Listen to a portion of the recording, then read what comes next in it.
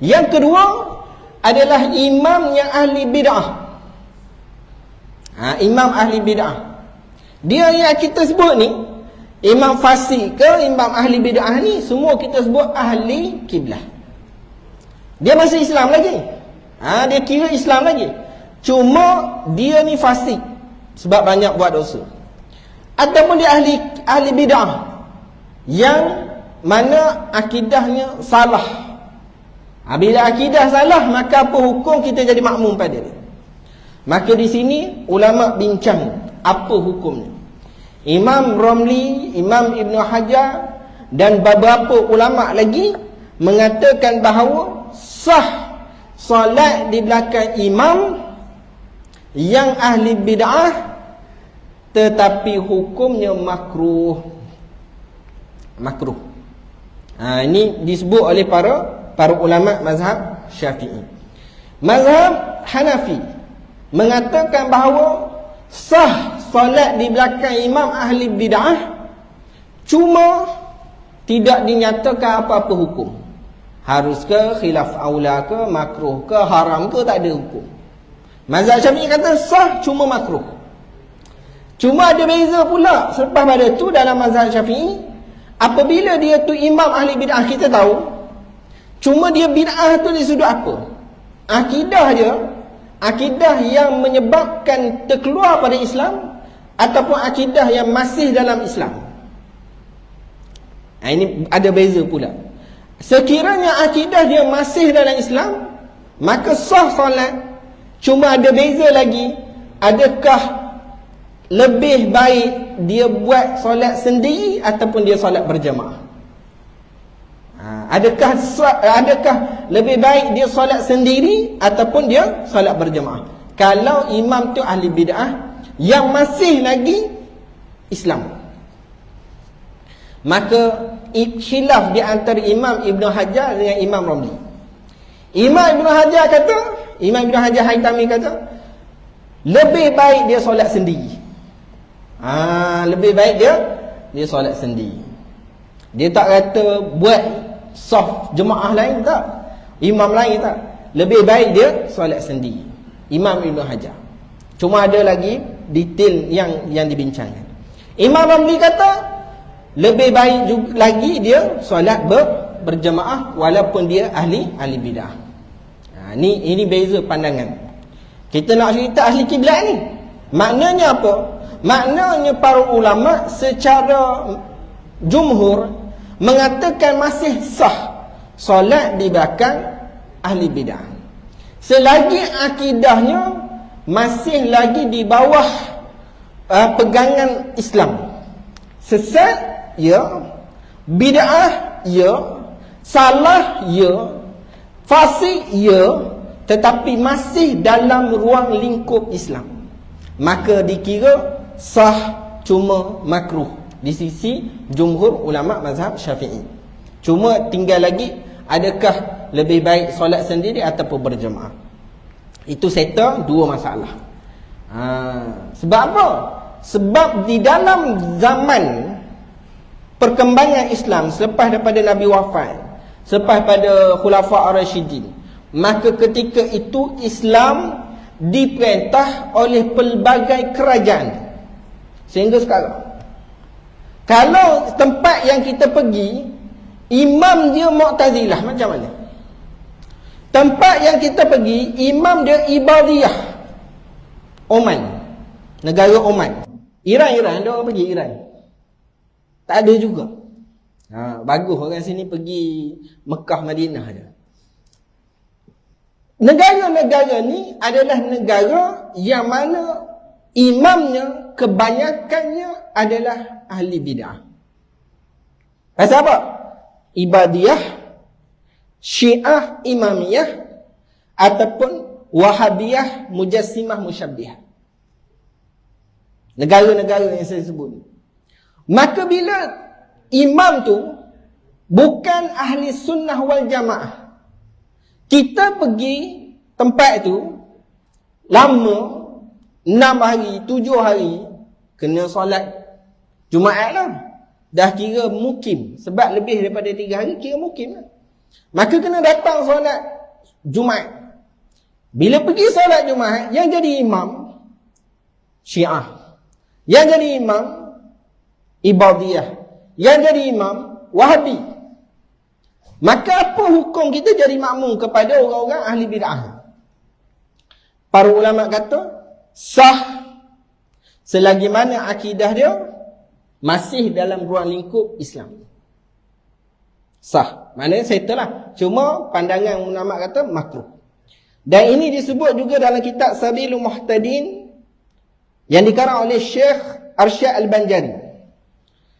Kata Syekh, dan demikian lagi makruh berimamkan dan mengikut orang yang bid'ah yang tiada jadi kafir. Ini dia sebut. Makruh berimamkan orang bid'ah yang tiada jadi kafir, ia sebab bid'ahnya. Tiada jadi kafir ia sebab bid'ahnya, dan jika tiada diperoleh yang lain sekalipun. Tak ada imam lain, jadi imam tu juga yang tak boleh kita buat apa. Kata Syekh Azra'i, haram mengikut dia atas orang yang alim yang masyhur, kerana bahawasanya jadi sebab ia bagi disebutkan orang awam dengan bid'ahnya. Kita orang alim yang masyhur, ulama besar dunia, pergi solat belakang imam ahli bid'ah, maka hukum yang disebut oleh Imam Azra'i haram. Sebab apa? Sebab nanti orang cakap, dia ni okey ni, tengok yang belakang jadi makmum dia, imam-imam besar semua ni, ulama-ulama. Tak boleh. Haram menurut Imam Azra'i. Adapun yang jadi kafir ia dengan bid'ahnya, yang ni yang ketiga kita nak bahas. Kita dah bahas apa hukum imam fasik, apa hukum imam ahli bid'ah yang tak kafir. Yang ketiga, yang bid'ahnya jadi kafir. Adapun yang jadi kafir ia dengan bid'ahnya, seperti yang beriktikad bahawa Allah Ta'ala tiada mengetahui akan segala juz'iyat, dan yang makdum, dan yang mungkir akan bangkit dari dalam kubur dan berhimpun di mahsyar. Dan demikian lagi kaum Mujassimah, dan yang beriktikad bahawa Allah Ta'ala berjihad, maka tiada sah mengikut dia seperti sekalian kafir yang lain. Ni. Ini siapa sebut? Bukan saya ni. Ini ulama Nusantara. Syekh Arsyad Al-Banjari. Ni kitab Sabilul Muhtadin ni dipegang daripada dulu hingga sekarang 100 tahun lebih kalau tak silap. Diajarkan di pondok-pondok daripada dulu hingga sekarang. Malaysia ajar, Thailand ajar, Indonesia pun ajar. Dan setengah negara lain pun ajar. Setengah tempat, Kemboja, Filipina pun ada lagi yang ajar. Kalau dahulu di Mekah pun mengajar kitab ni. Di Mekah. Orang Arab belajar kitab Jawi. Dia baca Jawi. Ustaz ulama ni baca Jawi, dia syarah dalam bahasa Arab. Ini kitab ulama Nusantara zaman dulu. Jadi disebut bahawa orang yang kafir dari sudut bid'ahnya, bid'ah dia menyebabkan jatuh kafir. Dia sebutlah beberapa ni. Antaranya mengatakan bahawa Allah jahil pada ilmu juz'iyat.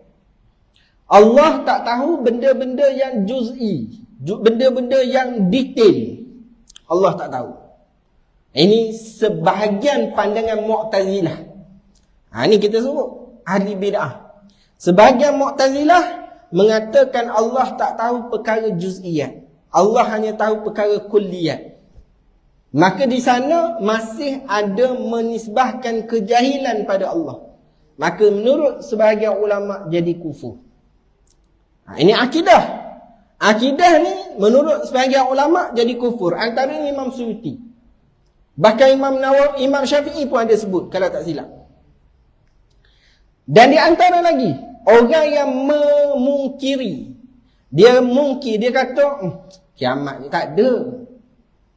Ini ada pandangan sebahagian ulama zaman dulu. Mana ulama zaman dulu pun ada sebahagian pandangan, sikit lah, bukan semua.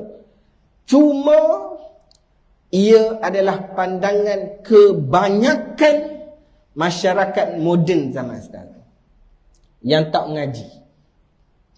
Dia tak mengaji.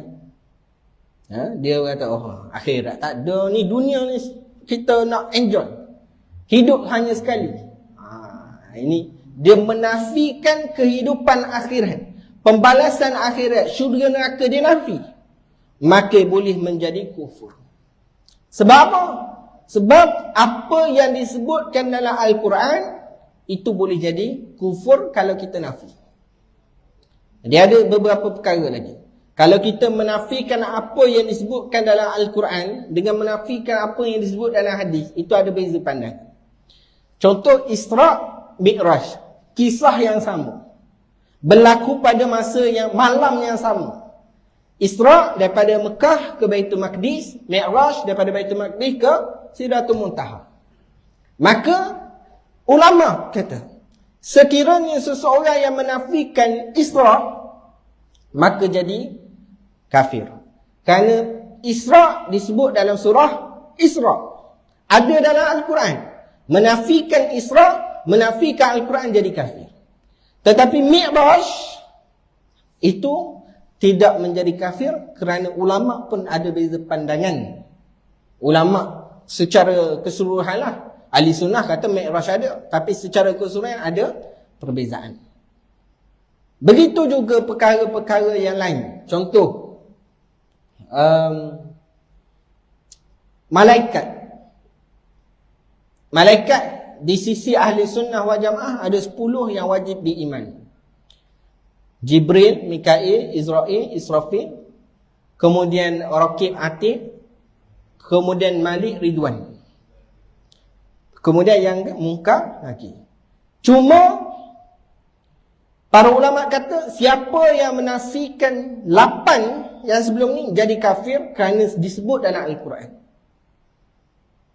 Jibril, Mikail, Israfil, Israel, itu siapa nafi jadi kafir kerana disebut dalam Al-Quran. Ada pun Munkar Nakir, malaikat Munkar Nakir, maka itu tak jadi kafir kalau dia nafi. Kalau dia nafi tak jadi kafir kerana itu disebut dalam hadis, dan dalam hadis ni ada perbahasan dia. Ini kita nak tengok apabila ulama menyebutkan perkara ni jatuh kafir, yang ni tak jatuh kafir, sebab apa? Ini secara umum. Cuma bila secara khusus kita kena bawa orang tu. Sebab orang ni tahap mana pemikiran dia? Dia baru perlu Islam ke? Dia orang jahil yang terlalu jahil ke? Ataupun orang yang tak dapat pendidikan ke? Kena selidik lah. Cuma yang kita sebut ni perbuatan secara umum. Maka disebabkan itu, orang-orang yang menyalahi akidah disebut sebagai ahli bid'ah. Cuma akidah dia tu adalah akidah yang terkeluar pada Islam. Maka bila akidah tersebut terkeluar pada Islam, maka orang ni disebut oleh Syekh Arsyad Al-Banjari tidak sah mengikut dia. Tak sah jadi makmum pada dia seperti sekalian orang kafir. Maknanya sama dia dengan orang kafir lain, sama. Ini payah sikit. Tetapi kita jangan bermudah-mudah menghukum sendiri. Tak boleh. Ini perbahasan ulama'. Ulama' dia letak dawabit dia.